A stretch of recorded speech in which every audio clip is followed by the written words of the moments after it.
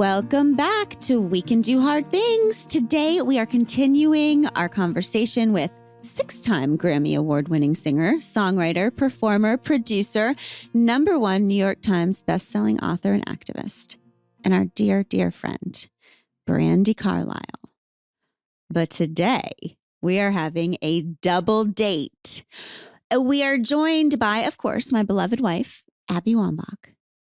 And we welcome Brandi's wife, Catherine Carlile. Catherine, one of our favorite people, has devoted her life to the intersection of music and activism with over 20 years of experience. Since 2012, she has served as the executive director of the Looking Out Foundation, which has raised over $3 million for a variety of grassroots causes. She has also served as creative director for Phantom 309 Productions. And you'll very quickly find out she has an amazing voice. She's also an incredible writer. Catherine and Brandi now live outside of Seattle, Washington with their 2 daughters, Evangeline and Elijah. Let's jump in. Her secret is that she did voiceovers before she moved to the States. That's her secret job. That's my secret dream job. Okay, we're going to start because I want to talk about that. Okay. No, that's not. Oh, no, really?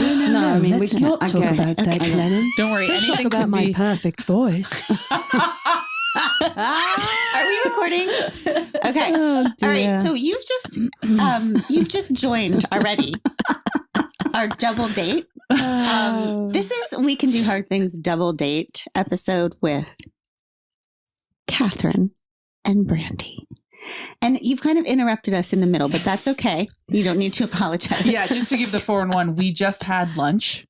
And so we're technically now in the after food portion of this double date. Yeah, it's the after party.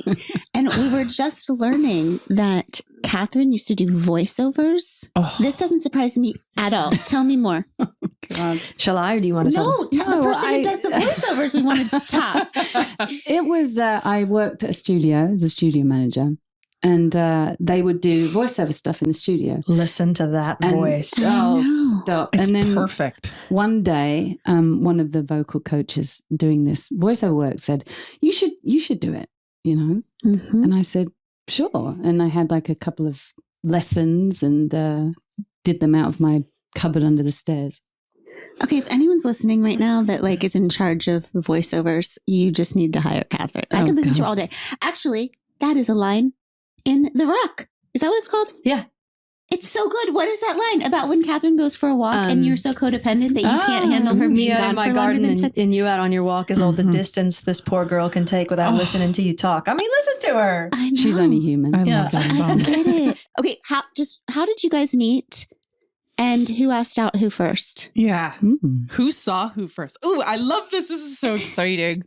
Well, I knew what Brandi looked like before she met me. Because obviously, you know, she's Brandi. Right. And I did not know what Catherine looked like. And this is actually very funny because I was involved in a campaign in the States called the Fight the Fear campaign. We were teaching women self-defense in response to a really violent crime that happened in Seattle. And Catherine had been reading about it all the way over in the UK. And she got in touch with my manager and asked if her and Paul McCartney, who she was working for at the time, organizing his sort of charity stuff, could donate anything to the cause to help us raise funds. And my manager connected me with her because she ran a foundation and I had just started one. And so I was being mentored by this person for quite a while, actually, like a little over a year. Mm-hmm. And I knew some things about her. I knew she had a girlfriend. I knew she liked the Indigo Girls. And I knew she worked for Paul McCartney. And I thought she was Paul's age. Oh. Going back to the voice. Time, I thought I was talking to like somebody pretty close to like 70. The whole time. So when did you discover that she is in fact not? When I saw her. And how did you see her? About 2 years later. In New York. She came to a show in New York City. She had come to New York to work at Paul McCartney's office in New York City and came out to a show. And I remember the tour manager being like, hey, the charity lady is going to be at the show. And I was like, oh, I want to go out to the gay bars with all the lesbians and hang out with my friends in New York City. What the hell, you know? And I got to see the charity lady. Wow. And I got back to the dressing room and there was Catherine in her 28-year-old glory. We were both 20. I just couldn't believe my eyes, the shock of what I thought Catherine would look like to what she did look like was just really disarming. Did you love her right away? Yeah. What was like the first thing you said to her? I think I said, I thought you were 70. Yeah, you did say something like that. Yeah. Smooth. Yeah. Good opener. And she was there with her girlfriend. Oh. Yeah, so it definitely okay. wasn't love at first sight because we weren't in that headspace. No. Mhm. And Kim was back at home in Maple Kim. Valley. Mhm. And her and her girlfriend were going to go to Memphis. They wanted to see a place that rock and roll was started. Well, And I was like, don't come to Memphis. Come to my house. Mhm. Mhm. And so they did. And we became fast friends. We played guitar all night. We cooked steaks. And I did love her right away. Oh. Absolutely thought she was just the funnest person. But it was a really platonic at first Mhm. for another year. yeah. For one whole year? Yeah. Yeah. And then who made the first non-platonic move? Well, Brandy, I say her, she says me. no, you We don't agree. you winked at me. You gave Oh, me a I really do that. big A cocky wink? wink. Whoa. Yeah. Can you describe like what? Yeah, we were at a blackjack table. I'm a cliche. It's a long story. And she had her leg cocked up on the chair. And Uh-huh. she looked at me and gave me the most confident wink I've ever received. And it made me feel really nervous. And I thought, oh, what am I supposed to do about that? Probably winks at all the girls, you know. I'm sweating. yeah, it made me sweat a little bit. And I would say that was the boldest move. It was the first time that either we of were us like, took. oh, maybe there was no tension. There wasn't any of that like long drawn was out lesbian playful. friendship tension thing. Yeah. It was just like, that was the moment I was like, God, she is so gorgeous and really fun. And, you know, my brother was there with me and people in my family. And it was just like, there was just something about it. It just belonged there. And I was like, I'm just going to give her a wink. I don't know whether to be like impressed or I'm disgusted. impressed. No, I'm It's quite Because like a wink, it feels like It's so, so confident Very and like confident. wild. Yeah, Very and the It was like, body confident. language. I don't know, I of might the- want more than this. Like, just one of those. It was like an open for business Yeah. wink. Like I'm open for business. It was a sign. It Okay. was a lesbian sign. Yes. Yeah. See, I'm new here, so I didn't know that was one of our signs. I was relatively new too. Oh, yeah, okay. We have a So then handshake too. what? I'll show you later. We have a what? We have a handshake? handshake too. I'll show you What? You're later. finally going to show me? But then we didn't see each other again. We went our separate ways. But About when we 3 saw months. each other again, it was like I saw her and she saw me. And as soon as we locked eyes, I remember she was standing in the front of a tour bus. I was standing in the back of the tour bus. Mhm. And I was like, that's it. I'm done. Nothing else. Mhm. And during life. those 3 months, were you guys in connection, contact, communication? Really casually. Very casual. Yeah. Yeah. Catherine had sent me some music. She'd been making some music in her band. Mm-hmm. And I had sent her a bit of music and there was no hidden agendas in it. We just, I think we really knew instinctually, and actually we've never really talked about this, to keep enough distance between the two of us Well, there was a lot of to distance where when we 'cause did come together, it I was, lived in London too. yeah. Yeah. Yeah, you knew that something, we had that. We were like, we know this is going to be like an almost holy thing. But and not so yet. we need some time to get Yeah. our shit together Mhm. so that when we get together, neither of us hurts each other kind of thing. Yes, we did that. Yes. Or compromises our own integrity. Yeah. Yeah. Yeah. That was like a really, like we wanted to separate from our former lives well. Yes. So that we could Things- step into our future. Yeah, because we want to enjoy telling this story, right? Yes, Yeah. exactly. Yeah, and I Yeah. do. Yeah. Yes. Did you both have that foresight? What would you say? She was more mature about it than me. I was like, what the fuck? I just want to see you. Yeah, right now. I made and held the line. Yes. Wow. Right. Yes, That's yes, right. yes, yes. That's And impressive. I'm really grateful Mhm. because it is a story I love to be able to tell.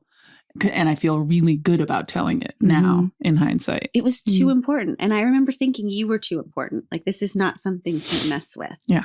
And you met on a book tour, right? Yeah. Super sexy, a librarians convention. Yeah. Whoa. Yeah. 2,000 Smolder. librarians. Yeah. Wow. I was just Sexy. thinking about that moment. So there were like 7 writers lined up on this dais. And then there was maybe 2,000 librarians. It was the hugest ballroom ever. And then and Abby. Okay. So it was 7 writers and Abby. And this was like at the height. She was just retiring. So then they said, okay, you can all come up for to get your book signed. Mhm. So then all the 7 of us writers sat there and there was one line up for Abby. It was so awkward. Oh, wow. Because I was like I wanted her to think I was cool. And there was Yeah. no one in my life. So I just had to be like, Mm. I'm just not doing signatures right now and like No, walk away. it Yeah. wasn't quite like that. It was like that. I mean, listen, I'm not a writer by trade, but here I was trying to like sell my book to the librarians of the world. I hadn't even finished my book. So they all had their books. Oh, wow. And I just had like a cover sheet. Mhm. She was deciding whether to actually tell the truth in her book, whether to talk about addiction. And she came up to me in the hallway. We were walking. We had never spoken before. I was already in love with her, but Because it was love at first sight. there was, well, now I see it as desire at first sight. I thought it was love, like Mhm. magical, mystical Disney love. It was. It was, but I think. But now the drugs have worn off in her brain, not the drugs, we'll but talk about the that. science, the chemistry in her brain. Yeah. It was love at first sight. But we were walking through the hallway and she stopped me and she knew that I had an addiction background because she read all the little blurbs about the people who were going to be there. And she was like, I don't know if you've heard like what happened to me. And I'm like, where would I have heard? Like, what are you? I don't do sports. I don't know what you're talking like, about. What? Mhm. And she was like on ESPN. And I was like, no, I haven't watched ESPN. Yeah. She had just gotten a DUI and it was a really hard time for her. Yeah. Mhm. But she was so terrified to talk about addiction. She was thinking about putting it in the book because for somebody who's like a shiny Captain America type, sports type, they have to be perfect. Mhm. But it was so weird for me to hear because as people in music or a writer, I'm like, so what? Yeah. It was the Everybody has addiction issues. Yeah. What is right? there even to write I was about like, without it? yes. What else would you write about? Yeah, it was the first time anybody in my life had ever given me advice that didn't require me to be perfect in order to stay where I was. Right. And I just remember she touched my arm, electric, Yeah. and I was like, what the fuck? And then she goes, I have a rap sheet as long as your arm. Like in the real world, we like real people. And I was like, oh. So God, that's that what I was can do. my wink. Yes. Yeah, I was it gonna say, that's was. pretty good, Very right? self-assured. Pretty Yeah. good. Good advice too. Yeah. Yeah. So the tour bus, The wink of the smart person. Mm. right? Mhm. The wink of Boundaries. words. The smart person with boundaries. right. That's right. Well, I didn't have like a blackjack table on my Lego. It's pretty There's cool. always one That's not around. I really don't my know why. jam. Yeah.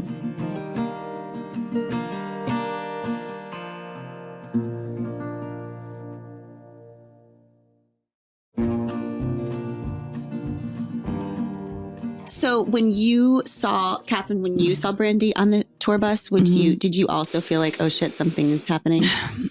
I mean, not in that moment, but I felt it actually prior. I remember like I was on this Greyhound bus traveling to see her and Dedication. I know. Yes. I know. I got on a fucking, excuse me. I got on a No. You can say Greyhound fuck, bus. yeah. So that was love, obviously. Yes.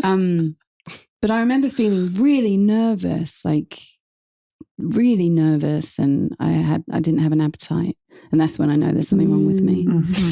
And yeah, You sort love of, food. yeah, I love food. Yeah.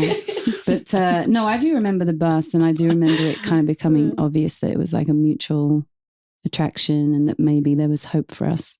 But it all felt a bit hopeless at the time. Okay. You do have a lovely Hopeless voice. because Oh, I know. does. I forget we're in a podcast. I'm like, It's like, ask Catherine more stop questions. keep it. talking. Ask Catherine more questions. I know. Okay, so hopeless at the time because you were in different places. Different countries, yeah. When did you decide, okay, I'm going to freaking move to America and live in a commune in the woods with no heat? Well, she didn't There's heat. reveal. I make heat There's happen. heat. And There's heat. the fire gets made every day. Which is so awesome. Yeah. Can Again, you tell us something about I do your happily. house? Like, It's so. tell us about your house.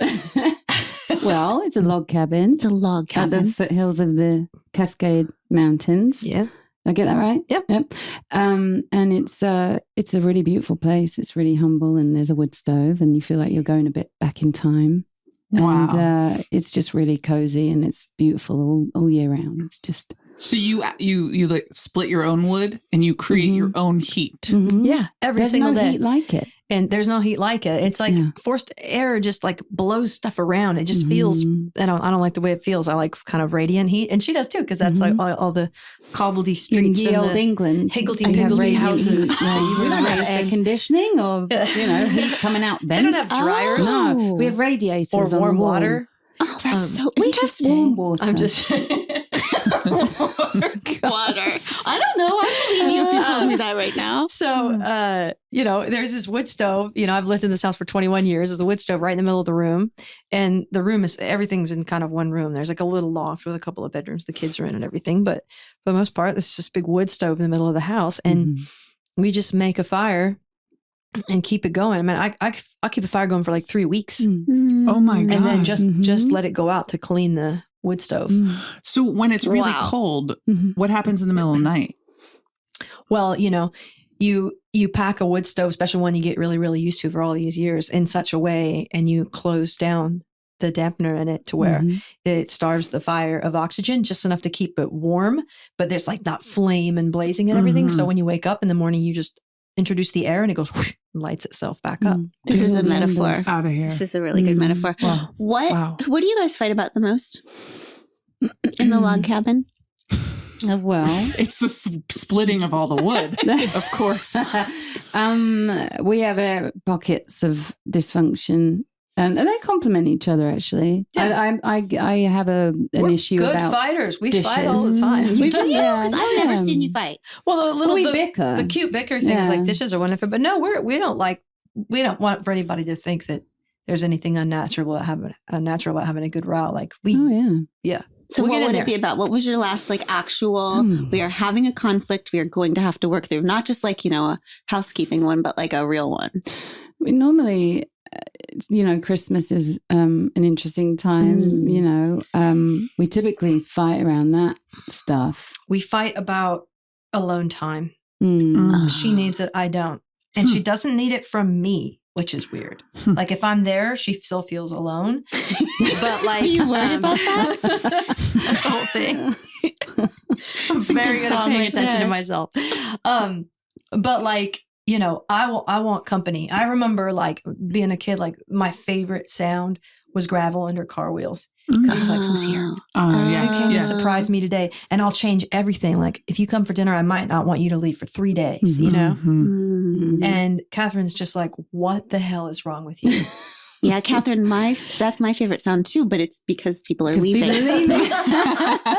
I like company. I just, I like to know when people are showing up and when they're going to leave as well. That's important information. But yeah, we've learned to live with each other around that kind of thing. But big fights have come of that. I want family to come and stay, and she thinks that we need some family time away from other family or whatever. So we've had big fights about that. We've fought about COVID. Oh God. Neither one of us hates to not be in control of a situation or not know what's going to happen. I don't know. We're just we're together all the time. Yeah. We get that. Yeah. You two must be. Yeah. What about you guys? What's your most constant fight? We fight about control. I tend to be a very controlling person. And so Abby is uncontrollable. And that is which bends first, the impenetrable force or the it's that I think has been interesting. But I think we fight mostly about how we fight. Yes. So it doesn't matter. Oh my God. The fight. It doesn't matter what the problem is. It's that after the problem, we go into this pattern where I'm trying to be right. I don't know. What are you doing? You often go to shame. So if something happens, Abby drops something and we're fighting about dropping, she'll be like, I'm the worst person in the world. I can't believe I did that. And so then I have to be like, no, you're such a good person. And then I'm pissed because I'm like, wait, how did we end up here where I'm talking about what a good person you are? You dropped the fucking thing. That's clever. Oh, that's a good tactic. That is a whole kind of thing. And then we feel like we have these bulletproof jackets. I feel like when you get hurt, hurt is what do you do with hurt? So then you put something on, right? Chase, you always put on humor. You just start laughing about everything nervously. And then, or one of our kids would go to apathy. I don't care, whatever. So what do you think your bulletproof vest is that covers hurt in a fight? Well, I think you kind of hit it on the head with the shame bit. I put a shame jacket on, but at the end of it, like, what does that all mean? I think it's a power play. It's how do I get out of this to win? Right? Same with you. Control is a power thing. And like Glennon, if we were to get into a real argument, will 100% of the time win because she is very smart and very good with words and will come up with 72 different cases in which this just happened. The point was proven. And that's where we start from. This happened yesterday. We were walking and we got in an argument. And it was that. It was like, she said, okay, if you want to be right. Oh, wow. Go ahead. It's just like, I'm not in this. Torture. Yeah. I'm not in this to be right here. It's like awful. I'm telling you right now, whether it's right or wrong, what you just said hurt me. And she's like, can you understand that my feelings are hurt?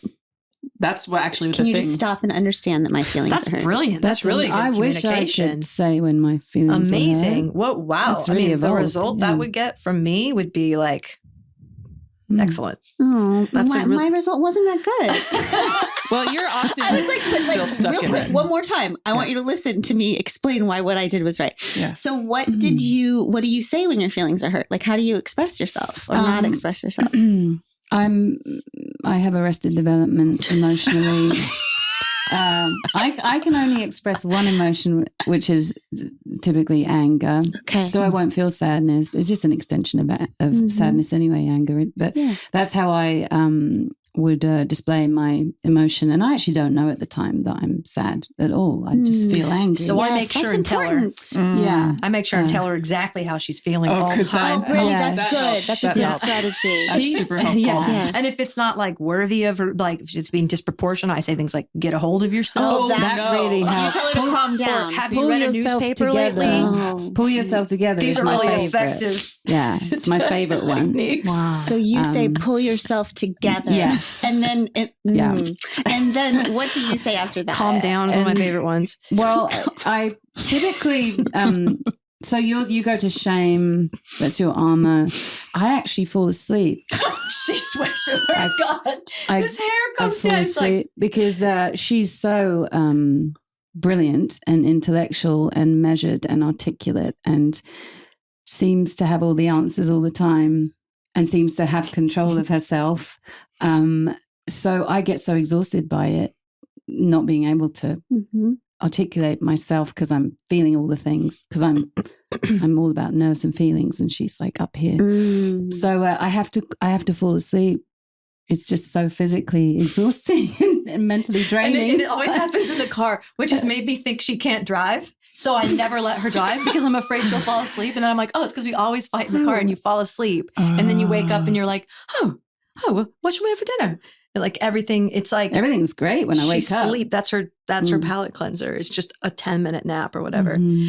I love the way that she processes feelings, and I don't think she has arrested development at all. I think she's going to live to be 110 years old because of the way that she walks through the world. That's amazing. And it's like, I mean, I don't think there's anything wrong with Catherine at all, except for all the things she thinks are wrong with me. That's a good one.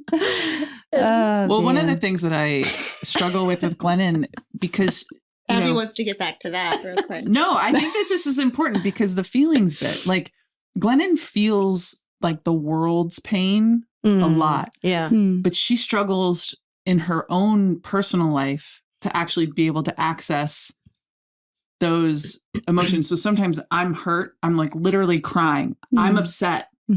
I'm crying, and something shuts off or shuts down inside of her where she just goes completely cold.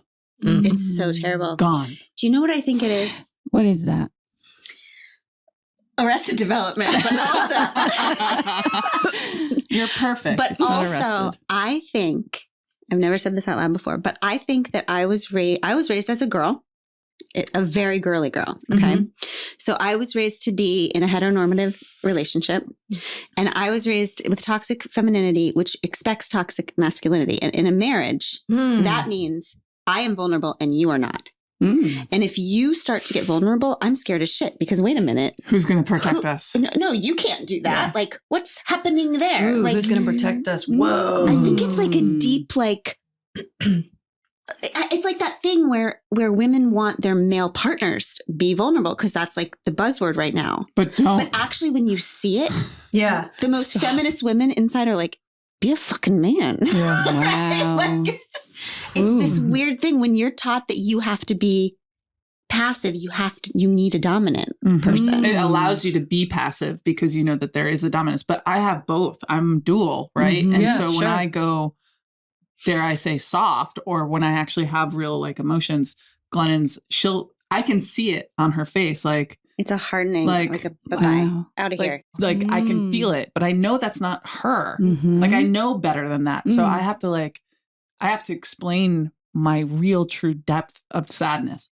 I'm sorry. I'm I working know. on it. I know. And you're doing a good job. Thank you. Did Thank you have like overly emotional? Did you have to comfort an overly emotional parent or anything like that? No, but I think I was raised in a loving but very volatile household. Mm-hmm. And so when someone else that I love, this happens with my sister too, by the way. Mhm. When someone starts expressing very strong emotions, whether it's like yelling or cry, it makes me freeze up. Oh, yeah. That and I believe my whole thing is feel it all. Like but Mhm. then when someone close to me does it, I'm completely stunned. Not with the kids. Except with the kids. Yeah. It's a protection. It's a safety thing. Like, this is out of control is how it feels.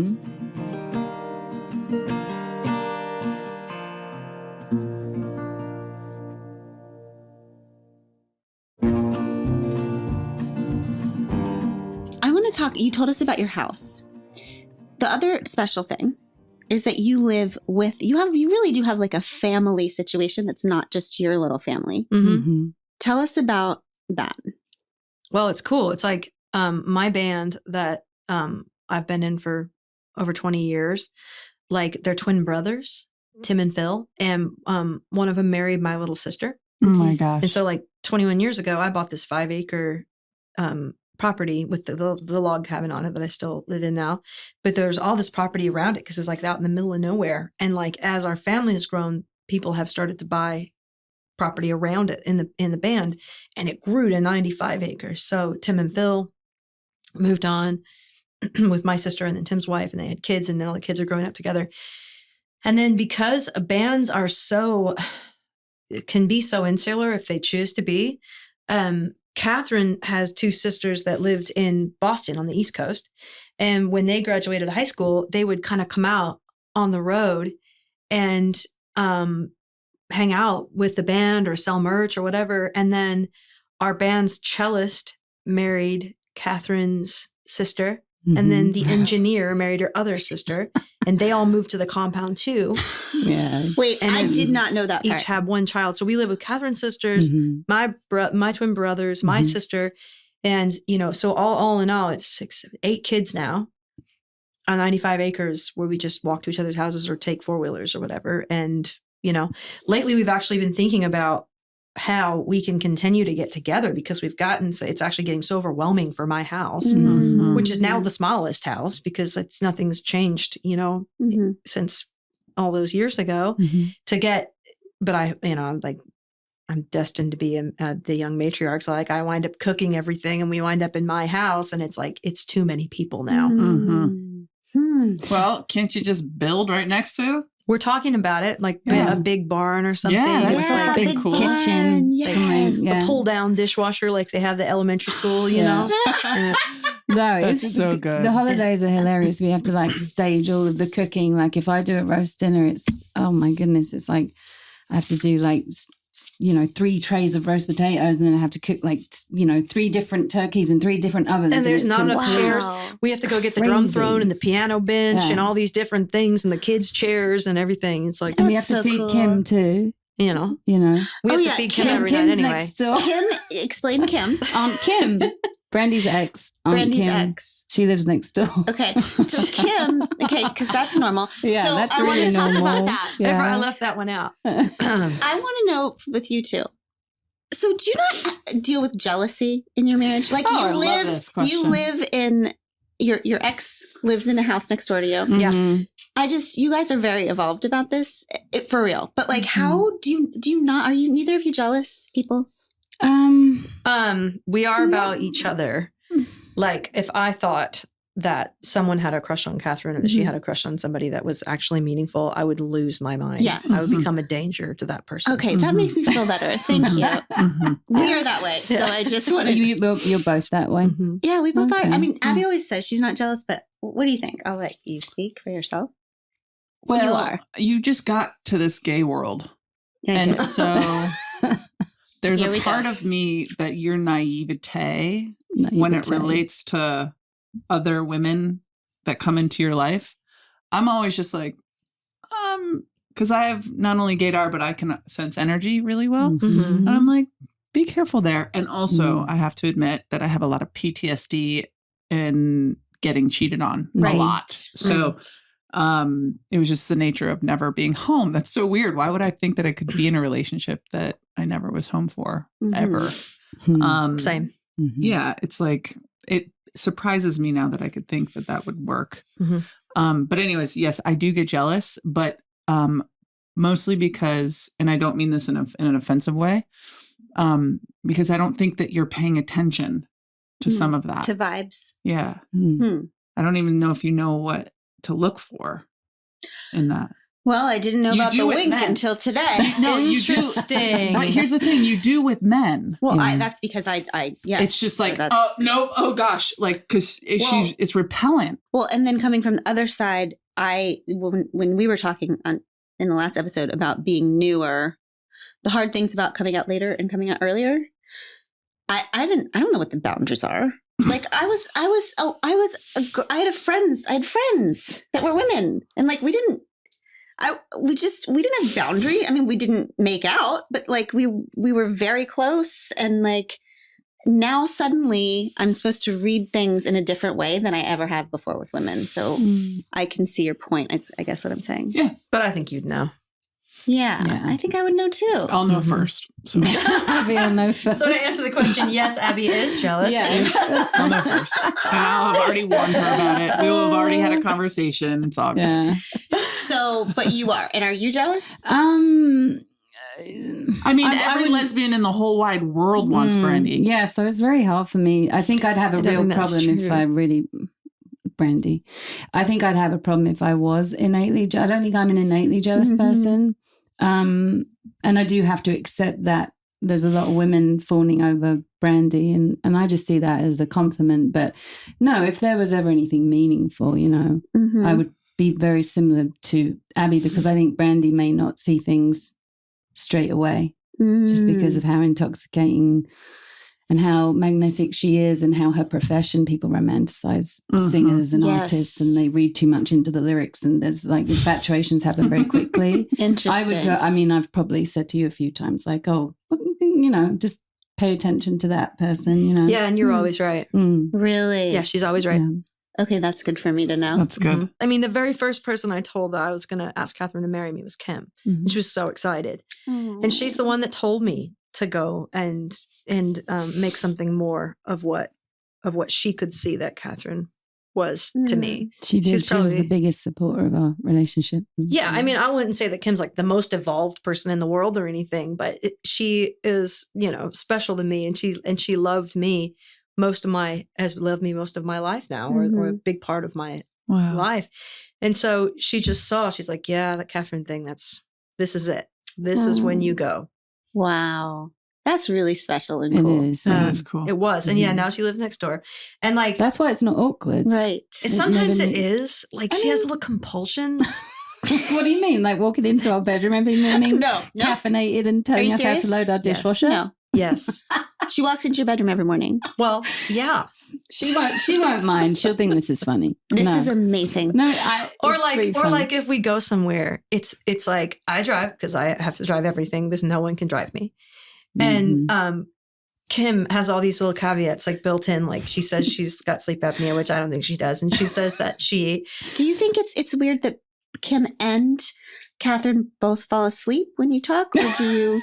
Because that's a coincidence. I'm just seeing a pattern. She, no, but I'll give that some thought. One thing I do know is that she gets in the front seat next to me, and then we fight the whole drive, and Catherine sits in the back seat and laughs. Because Kim gets car sick. Everywhere we go. It's me and Kim in the front and seat. I'm not allowed to drive, apparently. Like parents. So there's Brandy white knuckling it with Kim, and then I'm like the kid in the back, and I'm watching my parents argue. It's like so fucked up. But this is your time alone. Very entertaining. This is your time that you get That's to yourself. when I also fall asleep. Yeah. You're watching the real life. So you don't, Abby and I have finally decided after 5 years of trying to make it work that I just actually refuse. I will never drive when Abby's in the car. Thank God. Like it's done. It's over. That's good. I made that decision about a month ago too. A month ago, I'm me just too. not doing it. It's not worth it. It's not worth it. It's Someone's not going to worth die. it. I told Better you for I was everyone. sorry about that. I told you I was sorry Are you immediately. a driver? Are you what is it called? A backseat driver? Yeah, Or is that backseat what you do? driver. Do you scare her like Abby scares me? Do you? Yes. I mean, to be fair, I'm genuinely terrified. Same. And to be fair, how many cars have you hit in the last 7 months, Glennon? I mean, how many? this is a hard many place times? to drive. How many times have you hit This is a our hard- car on things? I don't know. I'm okay driving here. We moved and the streets are thinner, right? And so it's just like The old thin streets trope. Yeah, they're not thinner than the cars. Cars fit they fit just as well when I drive. Babe, some of us just have things that we're good at. Some of us have things that we're not. Yeah, and but it's okay. What came first? Because I never had a complaint about my driving, and I didn't have any accidents or anything, and I drove on the other side of the road, and I thought I was doing really well. And I only deviated to the wrong side of the road once, and That'll do it. That'll be that's she it. wasn't even in the car, by the way. But now I feel like she made me a really bad driver that's how I because feel. she's putting me on edge all the Same. time and That's making me true. second There's guess something things. too. That's true. And by the Yeah. way, when have all of my accidents been in? Just recently. Can I ask I've you lost both a my serious confidence. question? Thrown you off your I've game. lost my No, but confidence. can I ask you both a serious question? Yeah. When you're driving with Brandy and you're driving with me, would you prefer to be driving?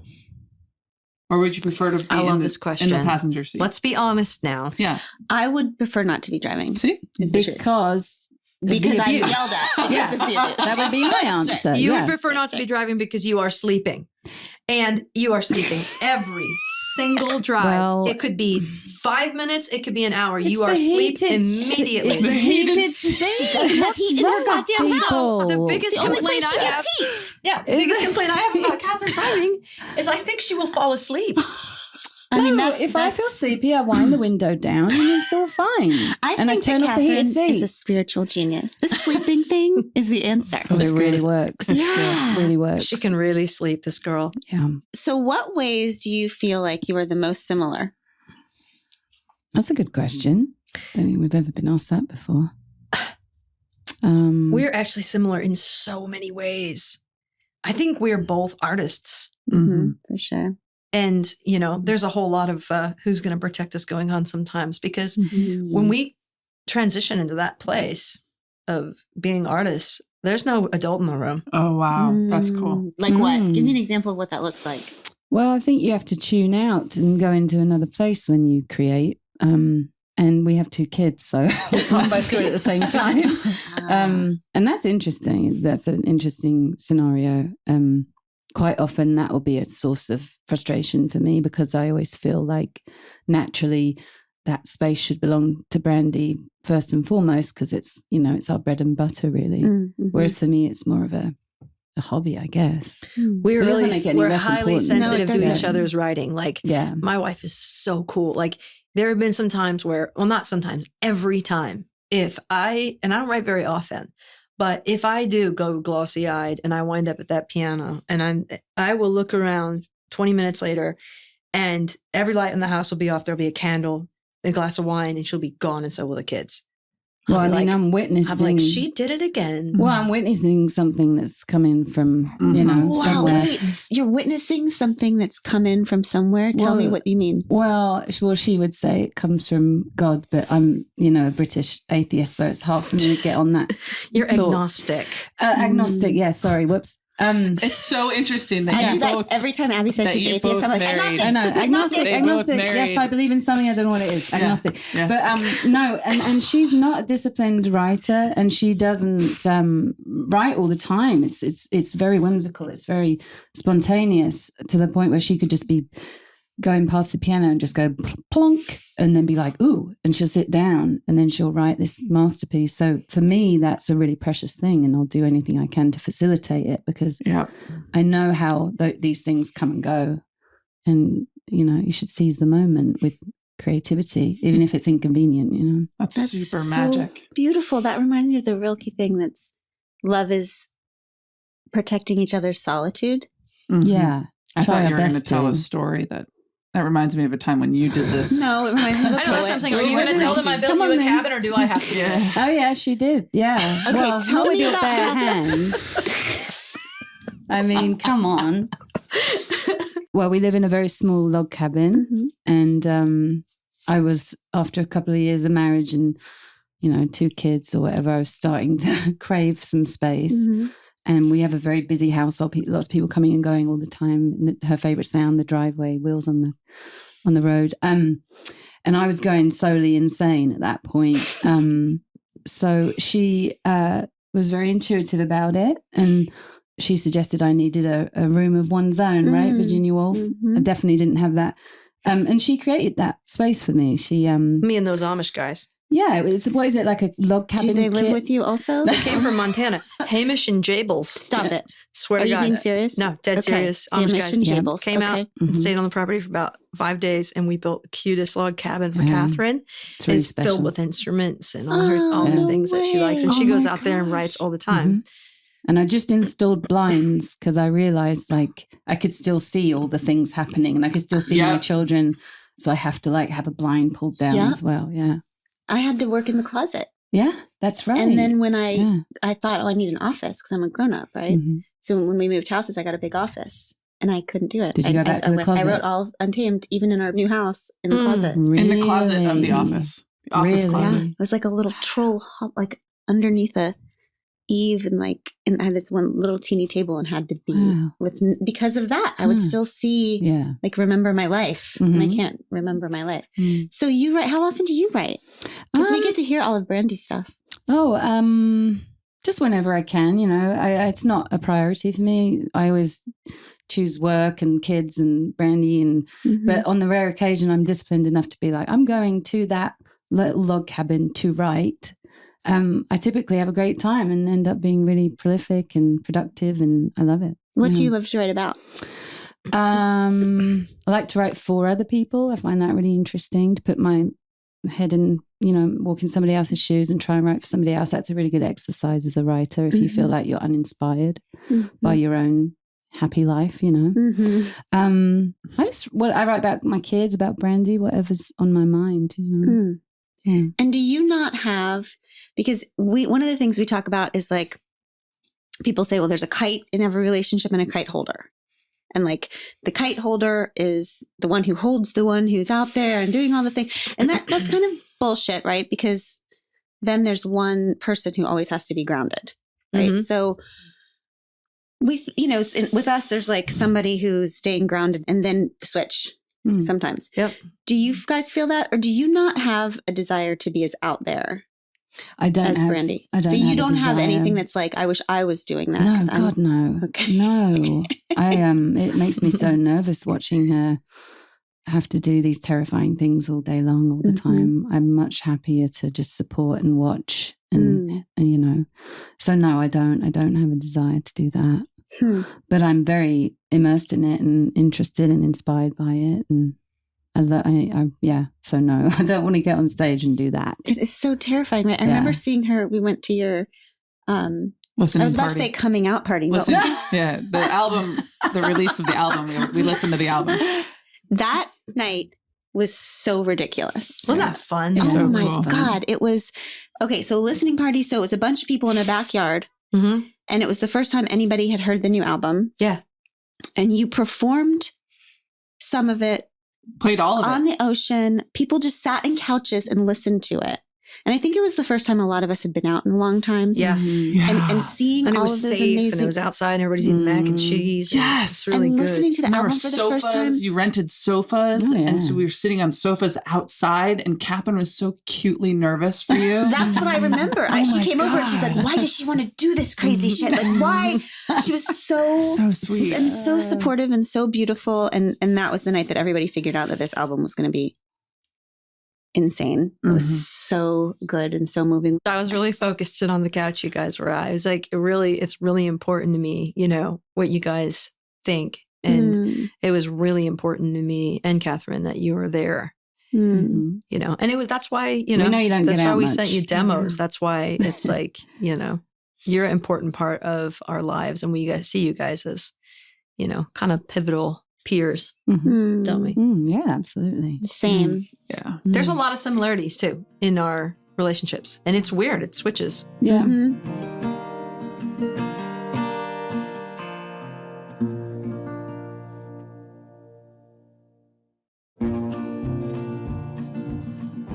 Another thing that we struggle with is when we do have some sort of disagreement. This is now where we begin. Right. So we're done with that. So that thing Forever. Yeah. Forever. We don't go backwards. We start here, and this is where we start. Well, I feel like if you work really hard, you know how an argument is kind of like conflict is like you're working something out together. Yeah. What's the point of it if you're not getting to a new understanding? Right. And then I want to move on from that understanding. I don't want to go backwards anymore because it's So, progress. having the same fight over and over again is a struggle for women. Not for me. I'm like, Have you guys ever let's heard do of it. the book? Hear the book? What is it called? It's like how. Let your sun go down. No. Oh, that's my lyric based on the book. But the book is called like How to Not Talk About Your Marriage, or how to not talk about your fight, your problems. What was it? I don't know, but the whole premise of the book is like, instead of the concept of like, don't ever let the sun go down on your anger. Like you should always let the sun go down on your anger. Oh, right. Just let something pass for a long time before you talk about it. Then you'll know if it's still really important or not. So go to sleep, people. Just go to sleep. Go back to the spiritual To genius. Well, we've talked about that before. My sister and I, like, what is that rule? Is so stupid. Like, keep talking about it because you're worst. Yeah. Like, you're talking about something very sensitive, so you should keep talking about it when you're exhausted. Yeah, like That's your what's worst self. picture of the outcome happening in that situation? It's just not going to happen. No. We had an argument the other day. What was it? We ended up laughing at each other. We were still in the middle of it. And we started cracking up laughing. And I was like, well, okay, that one ended in the middle of it. I can't remember. I think I said something like, I barked at you and you barked at me. I had said something rude to you. And I'm like, well, you really pissed me off. And I was probably Kim. And and you were like, well, that's what you do. You do this and I don't talk to you for 2 days. And I was like, well, can we just skip that? But it ended up being this like laughing thing where we were just laughing. And I was like, oh, that worked. Is Yes, that the afterwards. best? Wasn't it Esther Perel who says sometimes when she's in the middle of a fight, she just lay down on the ground? Really? Because that like injecting humor into how ridiculous something like you can't keep angry momentum going on when something absurd happens. Exactly. We get to that point where we keep saying the same thing. I'll say the same thing like 5 times. She'll say the same thing 5 times. Crack up. And then all of a sudden we'll go, we just need a moment. And then we take like a 2-minute break. We just don't say a word for like a couple minutes. And then we're like, I think we're good. Are we good? I forgot. And it's like, we're not coming to a resolution. Nobody's like winning here. Let's just like move on. Yeah. I think that might be where like the 40s and 50s are at of age in terms of, because it's like the more I know is the more I realize I have to just accept you for exactly who you are and have no reason or need for you to ever change, because history has it. It's just like never gonna happen. I'm never changing. You're never changing until I want to change, until you want to change. What do you want for your family and your relationship for this next chapter? Like, what's your dream next? Well, for the pandemic to be over first and foremost, obviously. My dream for my family is that we just find a way to stay together. That's mine too. And I was like, let her answer this. Let her, don't do it. Just do it. Stay together, stay together, Brandy. stay together. Well done. Well done.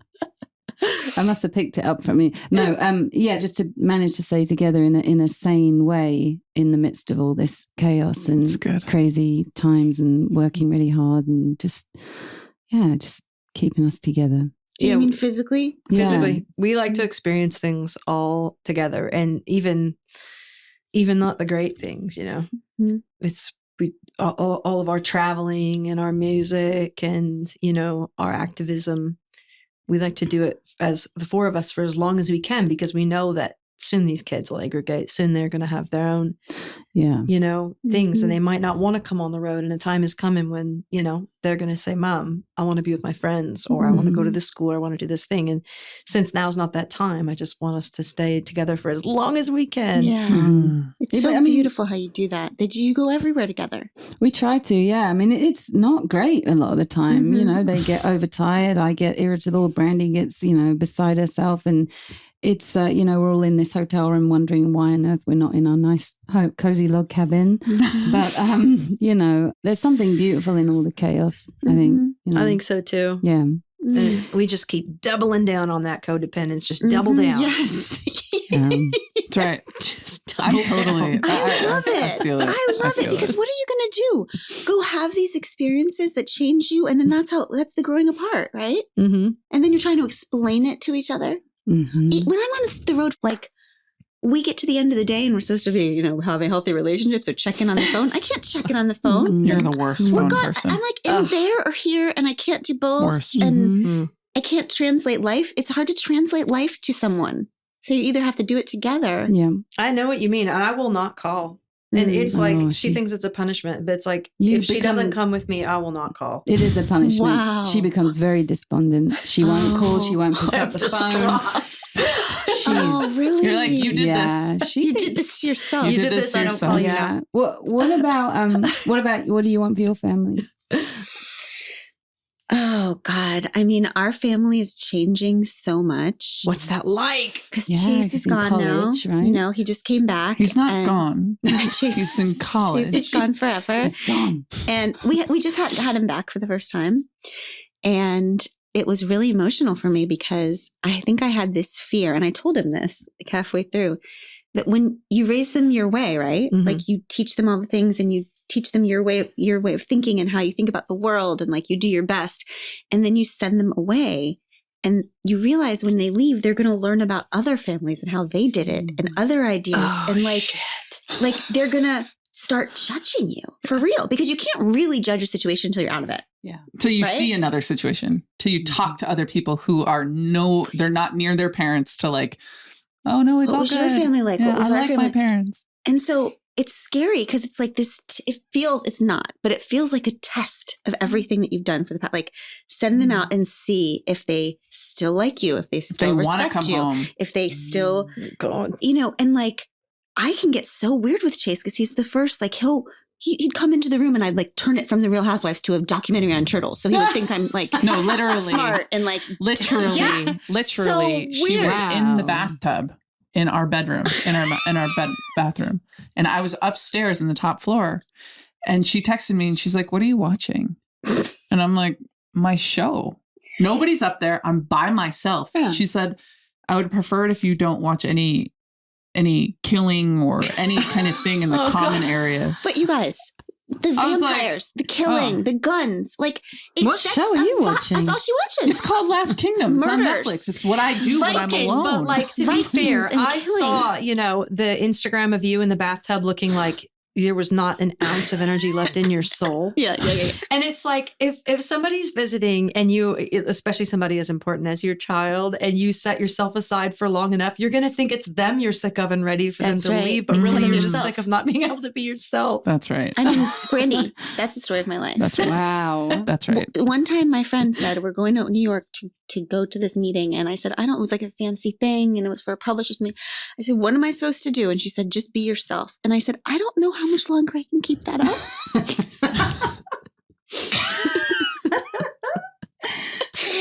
So anyway, the point is he came home and he still loves us and he just hung Glennon out got and an was A+ wonderful on her report card. Yeah. On her mothering report card. Wow. It wasn't like a report card. It's just like an energy that when you want them to come home and feel like home. like you're a resting place. Yeah. You know, like you're Mhm. a charging station or like a safe, good place to come back to. And that's how it felt. So I don't know. It's just, I guess with family, it's like, And we both are keenly aware of being in an environment in high school where I couldn't be my full self. So going to college was paradise. Was like it was like going to the place I could finally become myself. And so going home for the holidays, or I never went home for summer for break. I just stayed in college because that's where I felt like myself. And so it's just really important for us as parents that our kids can feel like their true full self at their house. that's what I mean. Yeah. Like, I'm just like, do you feel like this is the place where you're held and free? Yes. Or do you feel like you left and now you can be free? That's right. And so that's what you're trying to figure out. And as a parent, After you're they kind of leave. like hoping that they because you don't know. You only hope. And then when you kind of get confirmation, oh no, they do feel free. I did it how I wanted to do it. Because the way that In it might some be ways. impacted might be different. Yeah. This is an elaborate way for you to tell us we have to accept the American Girl doll. Oh, God. But are these the kinds of things you have to think about now Mhm. with kids that are this age? Yeah. It's because I think about this all the time. How do you keep them wanting to be with you? That's right. That's what it is. How? My entire life is just trying to keep them wanting to be with me. It's pathetic. You just keep telling them that they're perfect.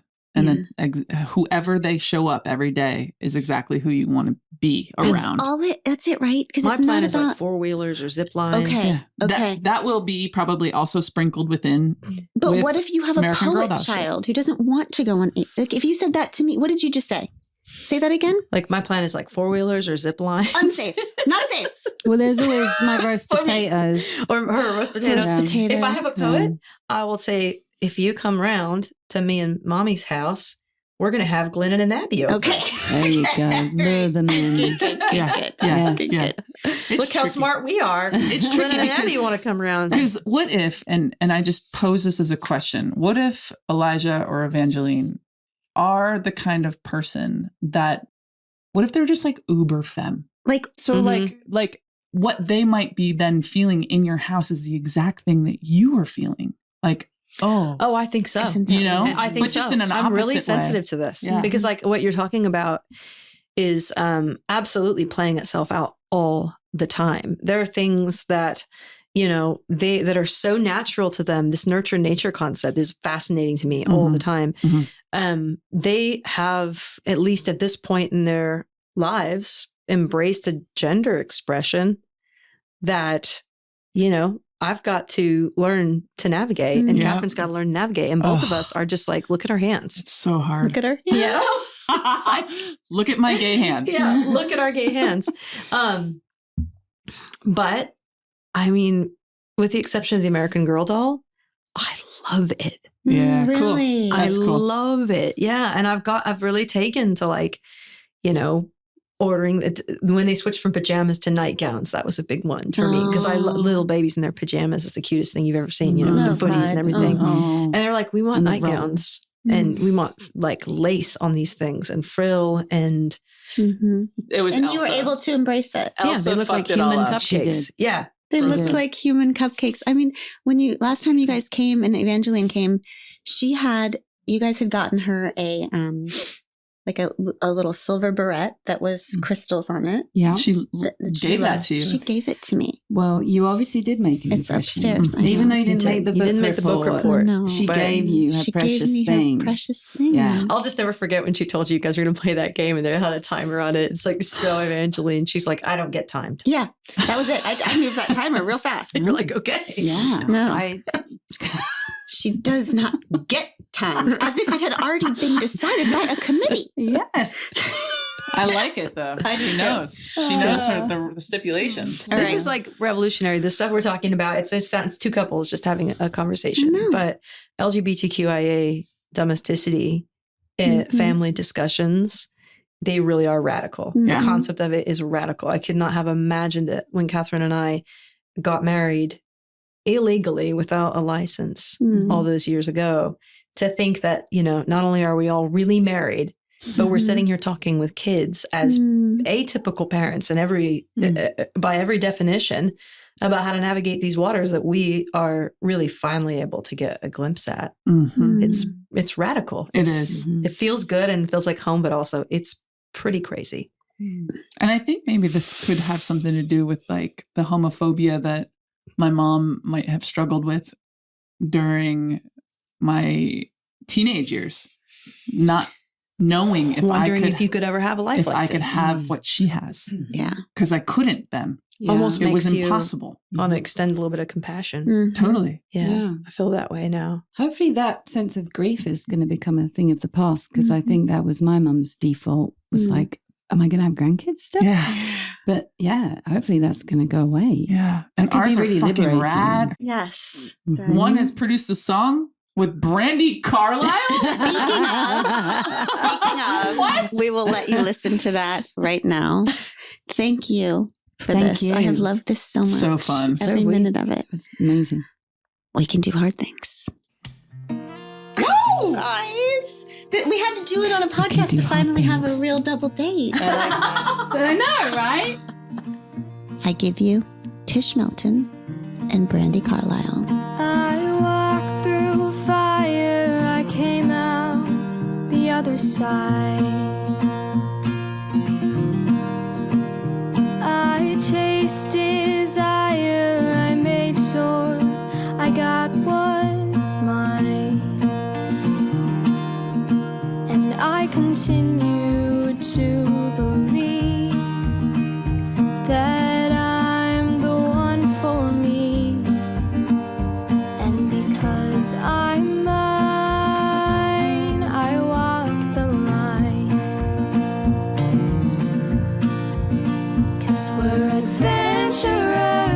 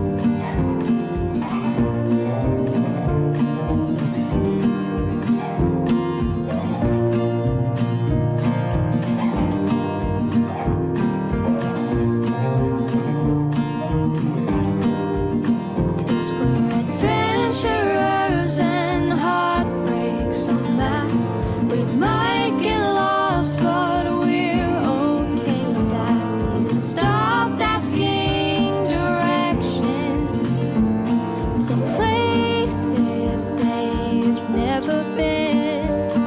And to be loved, we need to be known. We'll finally find our way back home. And through the joy and pain that our lives bring, we can do hard things. Yeah, we can do hard things. Yeah, we can do hard things. We Can Do Hard Things is produced in partnership with Cadence 13 Studios. Be sure to rate, review, and follow the show on Apple Podcasts, Odyssey, or wherever you get your podcasts. Especially be sure to rate and review the podcast if you really liked it. If you didn't, don't worry about it. It's fine.